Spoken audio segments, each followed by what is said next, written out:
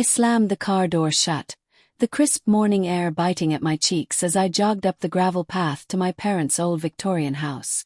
The family trip to the lake cabin was our annual ritual.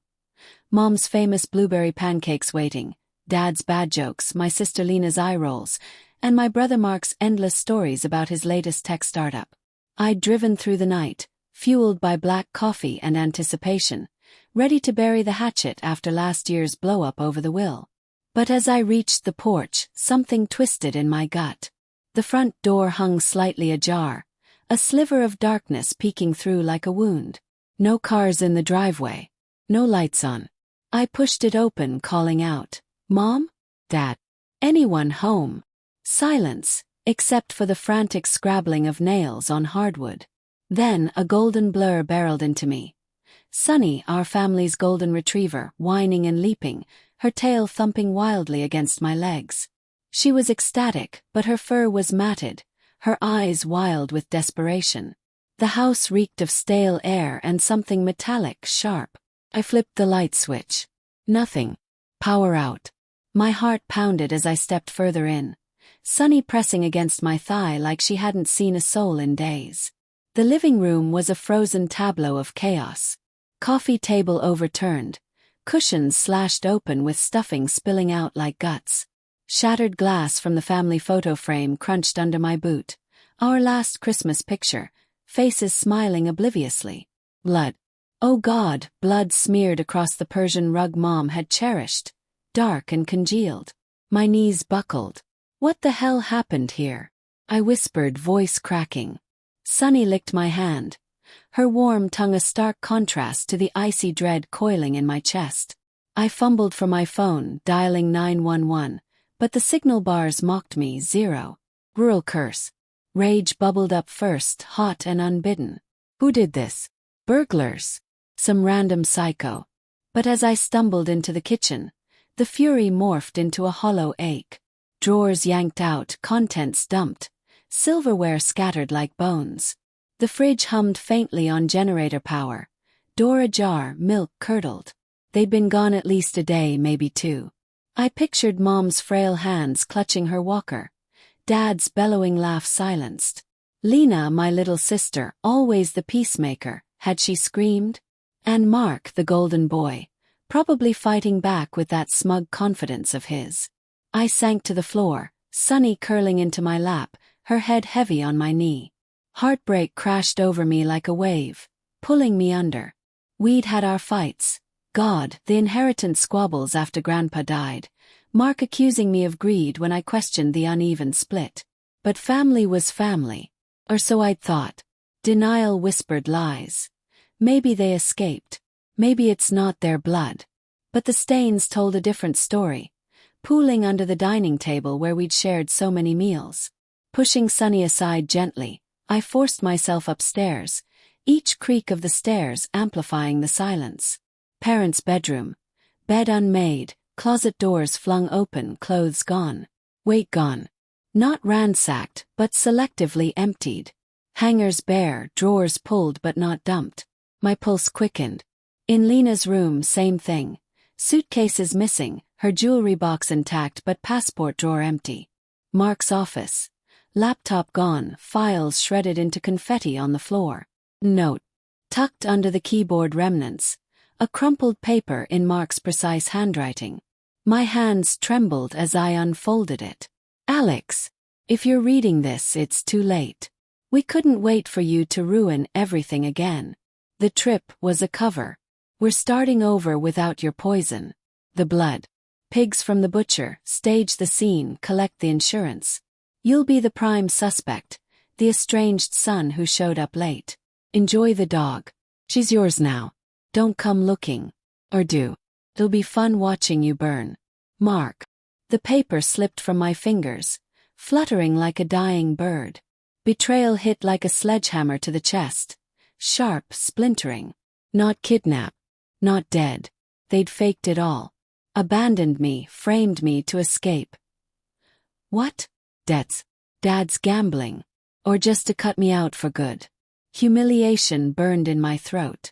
Me, the one who'd loaned Mark money for his failed ventures, who'd cared for Mom during her chemo while they partied. And this, a staged crime scene, leaving me to rot with the fallout. I screamed, raw and guttural, punching the wall until my knuckles bled. Sonny whimpered downstairs. Obsession ignited then, a cold fire in my veins. Every one of them. But doubt crept in. Was I capable? Moral conflict gnawed. They were blood. But blood had betrayed me first. I spent the afternoon piecing it together, the house's dim light filtering through dust motes like a noir film. Sensory details assaulted me, the faint scent of Mom's lavender perfume lingering in her empty closet, mocking my grief. The texture of shredded documents under my fingers, revealing snippets. Bank statements showing transfers to offshore accounts, emails printed out about new life in Belize. They'd planned this for months, while smiling at me over Easter dinner. By evening, as rain pattered against the windows, resentment solidified into resolve. I fed Sunny, her grateful eyes piercing my soul. Guilt there for dragging an innocent into this. But she was mine now, a reminder. I hacked into Mark's old desktop password. His birthday, the arrogant prick. Finding deleted files recovered easily. Flight manifests, property deeds in Central America. They were gone but not untraceable. Night fell, the house creaking like accusing bones. I lay on the couch, Sunny at my feet, mind racing with fantasies. Confronting Mark on a sun-drenched beach. His smug face crumpling as I revealed their fraud. Or something darker, sabotaging their new life from afar. Fear whispered, what if they anticipated this? What if I got caught? But the humiliation fueled me. They'd left me for dead, figuratively. Time to return the favor. The next morning, I called the cops anonymously from a burner phone I'd stashed in my car. Couldn't risk being there when they arrived. Suspicious activity at 47 Oak Lane. Let them find the scene, start the investigation. I'd be the grieving son arriving later. Shocked. Strategic. Quiet. The slow burn began. Driving away, Sunny in the passenger seat, her golden fur gleaming in the dawn, I felt the first stirrings of cold resolve. They thought I'd crumble. But revenge. It would be poetic, patient. I'd dismantle their paradise brick by brick. Weeks blurred into a haze of obsession. I holed up in a dingy motel on the outskirts of town. Sunny my silent companion. Her playful barks a stark contrast to the storm raging inside me. The news exploded. Family of 4 missing, foul play suspected. Photos of Mom, Dad, Lena, and Mark plastered everywhere, the staged blood making headlines. Cops questioned me, routine they said, but their eyes lingered, suspicion glinting like knives. I played the part, tearful, confused. I arrived for our trip, but only the dog was there. Heartbreak in my voice, authentic enough to fool them. Now, inner turmoil churned relentlessly. Nights, I'd pace the threadbare carpet, textures rough under bare feet, replaying memories. Mom's gentle hugs, now tainted by her complicity. Had she hesitated or eagerly packed?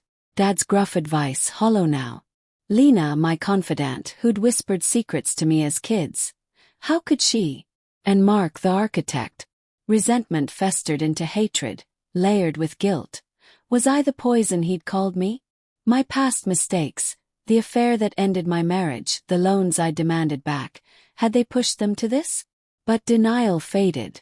I dove into the digital underbelly, using anonymous browsers to track their trail. Belizean real estate listings matched the deeds. A villa in Placencia, ocean views. Flight records showed 4 tickets to Mexico City, then a hop south. They'd covered tracks, but not well enough. I fantasized justice, exposing the fraud to authorities, watching them extradited, handcuffed. Or personal, flying down, confronting them under palm trees, the salty breeze carrying my accusations. Doubt plagued me. Moral conflict. Revenge would make me like them, twisted. But the humiliation, friends' pitying stares, whispers of suspect. It ate at me. I needed closure or I'd shatter. Subtle hints built the tension. A cryptic email from a throwaway account. Stay away, Alex. Or Sunny gets company. Threat. Bluff. My blood ran cold, fingers tracing Sunny's collar as she slept. They were watching somehow. Paranoia set in, the motel's flickering neon sign casting shadows like spies, every car horn a warning. I planned meticulously, the slow burn coiling tighter. Liquidated assets quietly, bought a fake passport from a shady contact in the city. Heart pounding in the dim alley, rain slicking the pavement. Booked a flight to Belize via circuitous routes. Conversations with myself aloud. What if they beg forgiveness? But suppressed rage answered. No mercy. Arrival in Belize was a sensory assault.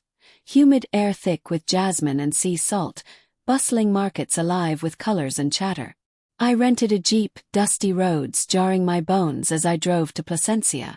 The villa perched on a cliff, white stucco glowing under the sun, waves crashing below like applause for their escape. I parked hidden, binoculars revealing glimpses. Mom on the balcony, sipping a drink, looking relaxed. Dad grilling, laughing. Lena lounging by the pool. Mark, phone in hand, pacing, nervous. Surveillance became my ritual. Days blurred, the tropical heat mirroring my simmering anger. I noted routines. Groceries Tuesdays, beach walks at dusk. Hidden motives emerged. Overheard snippets from a bug I planted. Tech from Mark's own playbook, ironic. Alex suspects nothing, Mark boasted one night, voice tinny through the device. The insurance payouts coming. New life, no baggage. Lena's hesitant reply. But what if he finds us? I miss Sunny. Guilt in her tone. Or manipulation. Tension ratcheted. I shadowed them, close calls heightening suspense. A near miss when Dad glanced my way in town, my hat pulled low. Fear spiked, abort. Session 1. The retaliation brewed quietly. I befriended a local cop. Casual beers revealing corruption. Bribes flowed like rum. Planted evidence. Forged documents linking their fraud to local cartels. Whispered tips. But personal touch needed. One night, storm brewing, thunder rumbling like my resolve. I slipped into the villa. Sensory immersion. Salt air mixing with rain, floorboards cool and slick. Sunny waited in the jeep, her absence a void. Confrontation in the living room. Dim lamplight casting long shadows. They froze. Mom gasping, Dad dropping his glass, shatter echoing. Lena pale, Mark sneering. You found us. Predictable. Dialogue crackled with tension. Why? I demanded, voice steady despite the tremor inside. After everything. Mark laughed, bitter. You were always the leech, Alex. Draining us. The will fight. You threatened to sue. We cut losses. Lena interjected, eyes wet. It wasn't supposed to be like this. Mark convinced us. Shut up, Mark snapped, revealing cracks. His manipulation, their reluctance. Mom whispered. We love you, but... Rage erupted. Love. You framed me. I revealed the planted bugs. The evidence trail leading authorities here. Sirens wailed distantly, my tip timed. But twist. As cops burst in, Mark lunged, knife from the counter glinting. Struggle visceral, sweat, grunts, blood. He whispered, dying breath. It was Lena's idea. She hated you most. Lena's scream, denial. But files I'd recovered confirmed. Her emails pushing the plan, resenting my favoritism. Poetic justice. Family torn apart, her betrayal exposed. I walked away, Sunny waiting as they faced ruin. Revenge tasted bittersweet, consequences echoing. Was I free or forever stained? The ocean roared approval, but guilt lingered, a morally gray dawn.